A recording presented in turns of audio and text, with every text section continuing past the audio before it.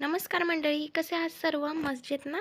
चला आता करूया ड्रायफ्रूटचे लाडू आणि ह्याच्या करण्यामागे एक कारण आहे. ते म्हणजे माझ्या मुलीच्या शाळेत होता कार्यक्रम आणि तो होता पौष्टिक डबा बनवण्याचा.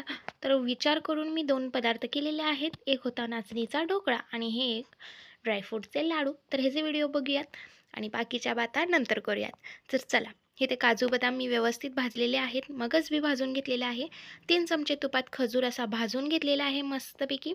आणि त्याच तुपात मी मनुके असे भाजून घेतलेले आहेत. फुगले मनुके की ते साईडला काढायचे आहेत आणि त्याच तुपात मी 1 चमचा गूळ टाकलेला आहे. तो असा छान असा वितळून दिलेला आहे आणि हे जे मी मगाशी ड्रायफ्रूट्स भाजले होते ते मिक्सरमध्ये बारीक केलेले आहेत. बघू शकता, तूप पण आत्ताच कडवलं होतं म्हणून हे ड्रायफ्रूटचे लाडू केले.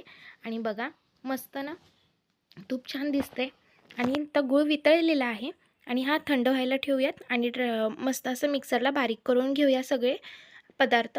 आता बघा, सगळे ड्रायफ्रूट्स बारीक झालेले आहेत. मस्त एका प्लेटमध्ये काढलेले आहेत आणि त्यातच मी हे वितळलेला गूळ त्यात घातलेला आहे आणि एक जीव करून घेतलेला आहे आणि लाडू बांधून घेतलेले आहेत. लाडू पण मस्त असे वळतात. मस्तच ना, छान असे लाडू तयार आहेत. आणि बघा, आणि हे लाडू लहान मुलांसाठी सर्वोत्तम आहेत. जे मुलं काजू बदाम वगैरे खात नाहीत त्यांच्यासाठी हा मस्त असा उपाय आहे. असे लाडू करून बघा. मस्त. माझे व्हिडिओ आवडत असेल तर लाईक करा, कमेंट करा आणि सबस्क्राईब करायला विसरू नका. धन्यवाद. बघा, आपले लाडू तयार आहेत. मग बघताय काय? एकदा नक्की ट्राय करा आणि मुलांना असं मस्त खाऊ घाला. मस्तच.